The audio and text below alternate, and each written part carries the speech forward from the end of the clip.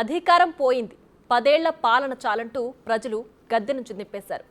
Party పరిస్థితి రోజురోజుకి దిగజారుతోంది. ప్రజల్లో పార్టీ పేరు పలుచనైపోయింది. ఇవన్నీ జరుగుతున్నా అదే అహంకారం, అదే అహంభావం. ఎందుకు ఈ మాట అనాల్సి వస్తుందంటే, విద్యుత్ ఒప్పందాల్లో అవకతవకలపై విచారణ జరుపుతున్న జస్టిస్ నరసింహారెడ్డి కమిషన్కు ఆయన రాసిన లెటర్ చూస్తే అర్థమయ్యేదిదే. ఇక జస్టిస్ నరసింహారెడ్డి కమిషన్ మాజీ సీఎం కేసీఆర్కు ఓ నోటీస్ ఇచ్చింది. ఛత్తీస్గఢ్తో మీరు చేసుకున్న ఒప్పందాలు, కొత్త ప్లాంట్ల నిర్మాణంపై వారికున్న కొన్ని అనుమానాలకు సమాధానం ఇవ్వాలని కోరింది. ఇక దానికి మీరేం చేయాలి? వారు అడిగిన ప్రశ్నలకు సమాధానం ఇవ్వాలి. మీరు తీసుకున్న నిర్ణయాలను జస్టిఫై చేసుకోవచ్చు, అందులో తప్పులేదు. అసలు ఎలాంటి తప్పు జరగలేదని వాదించుకోవచ్చు. ప్రజలకు ఉపయోగపడతాయని నిర్ణయాలు తీసుకున్నామని, ఆ నిర్ణయాలను ఎందుకు తీసుకోవాల్సి వచ్చిందో, ఏ పరిస్థితుల్లో నిర్ణయాలు అవసరమయ్యాయో చెప్పుకోవచ్చు. ఇది కూడా అస్సలు తప్పు కాదు. మీరు చెప్పింది కరెక్టా కాదా అనేది కమిషన్ చూసుకుంటుంది. కానీ కేసీఆర్ ఏం చేశారు? ఎవ్వరూ చేయనిది చేశారు. అసలు ఇలా కూడా చేయొచ్చా అనే విధంగా ఉంది ఆయన ఇచ్చిన సమాధానం. అసలు నువ్వెవరు నన్ను అడగడానికి? నీ అర్హత ఏంటి? అసలు నువ్వెందుకు కమిషన్ విచారణ బాధ్యతలు తీసుకున్నావు? నీకు అర్హత ఉందా? అసలు చట్ట ప్రకారం విచారణ జరిపే హక్కుందా? వెంటనే దిగిపో. ఇది ఆయన కమిషన్కు రాసిన లెటర్లో సెలవిచ్చిన అంశాలు. ఇదెక్కడి వితండవాదం? ఇదే రకం సమాధానం. అంతేకాదు, తెలంగాణ తెచ్చి 10 ఏళ్లు పాలించిన నన్నే ప్రశ్నిస్తావా అని రివర్స్లో ధమ్కీ ఇస్తున్నారు కేసీఆర్. అది కూడా పబ్లిక్లో డొమైన్లో రిలీజ్ అయింది. ఇది అసలు సమంజసమేనా? ఆన్సర్ కేసీఆర్కే తెలియాలి. మరి విచారణ పూర్తి కాకముందే జస్టిస్ నరసింహారెడ్డి ప్రెస్ మీట్ పెట్టి మరి కొన్ని విషయాలు మీడియాతో చర్చించారు. దీన్ని కేసీఆర్ తన అస్త్రంగా మలుచుకునే ప్రయత్నం చేస్తున్నారు.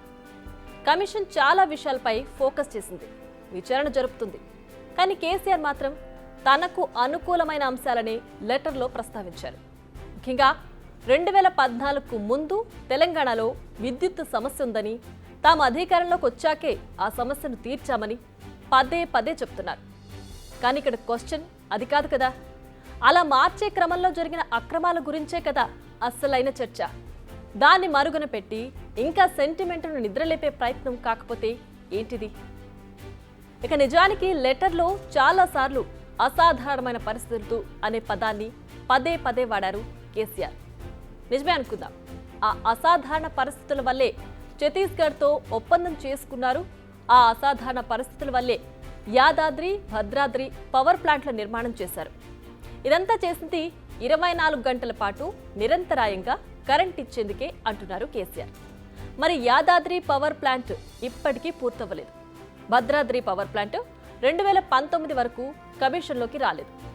ఇక ఛత్తీస్గఢ్ విద్యుత్ ఒప్పందం కారణంగా వచ్చిన విద్యుత్తు అంతంత మాత్రమే. మరి ఇవేవీ జరగకుండా తెలంగాణ విద్యుత్ సమస్యను అధిగమించింది కదా. మరి మీరు చెప్తున్న అసాధారణ పరిస్థితుల కారణంగా మీరు తీసుకున్న అసాధారణ నిర్ణయాలు, రాష్ట్రంపై పడిన ఆర్థిక భారం కారణంగా జరిగిన లబ్ధేంటి? కేసీఆర్ తన లెటర్లో మరికొన్ని అంశాలను కూడా లేవనెత్తారు. ఆల్రెడీ రెగ్యులేటరీ కమిషన్ల పబ్లిక్ హీరింగ్లు, లీగల్ ప్రొసీజర్ ద్వారా ఆమోదించిన నిర్ణయాలపై విచారణ జరపడానికే వీల్లేదంటున్నారు. ఆ నిర్ణయాలపై విద్యుత్ చట్టం ప్రకారం అప్పీలేట్ ట్రిబ్యునల్కు వెళ్లాలి, లేదంటే సుప్రీంకోర్టులో ఛాలెంజ్ చేయాలి. అంతే తప్ప వేరే కమిషన్లు వేసి విచారించడానికి వీల్లేదు అనేది కేసీఆర్ వాదన. మరిందులో చట్టబద్ధత ఏంటో తేలాల్సింది. కానీ ఓ రిటైర్డ్ న్యాయమూర్తికి ఈ విషయాలపై పరిగణన ఉండదా? లేకుండానే ఆయన తన విచారణ కొనసాగిస్తారా? ఈ విషయంలో ఎవరిది నిజం, ఎవరిది అబద్ధం అనేది మరికొన్ని రోజుల్లో తేలిపోతుంది. బట్ దేశమంతా సూపర్ క్రిటికల్ టెక్నాలజీ వైపు వెళుతుంటే మనం సబ్ క్రిటికల్ వైపు ఎందుకు వెళ్ళాం? ప్లాంట్ నిర్మాణాలకు స్థలం ఎంపిక, హడావిడి ఒప్పందాలు, అధిక రేట్లకు బయట నుంచి కరెంటు కొనుగోళ్లు వంటి చాలా అంశాల్లో కేసీఆర్ ఇచ్చిన వివరణ మాత్రం సమర్థించుకుంటున్నట్టుగా ఉన్నాయే తప్ప ఎక్స్పర్ట్స్ డిబేటుకు నిలిచేలా కనిపించడం లేదు. కేసీఆర్ గారు వారి పేరు ఎంక్వైరీలో వచ్చిందనో, లేదంటే ఏ స్కామ్లో ఉన్నదో అని బాధపడడంలో అర్థం లేదు అని నా భావన. ఎందుకంటే అంతా మీరే చేశారు అనేది అన్ని డిపార్ట్మెంట్లో మినిస్ట్రీస్ ఉన్నారు, తర్వాత వివిధ డిపార్ట్మెంట్స్ ఉన్నాయి, అన్నిట్లలో కూడా మీ ప్రమేయం లేకుండా ఏది జరిగినట్టుగానైతే ఇన్ని ఎంక్వైరీస్లో చూస్తుంటే ఎక్కడ కూడా అంతా మీరే అయినారనేది చర్చ. కాబట్టి నా పేరును బదనాం చేయడానికి ప్రభుత్వం పనిచేస్తుంది అనడంలో తప్పు. ఎందుకంటే ఆయా శాఖల మంత్రులే వాళ్ళకి కూడా ఏమీ తెలియకుండా జరిగిన సంఘటనలు భవిష్యత్తులో తెలుస్తాయి.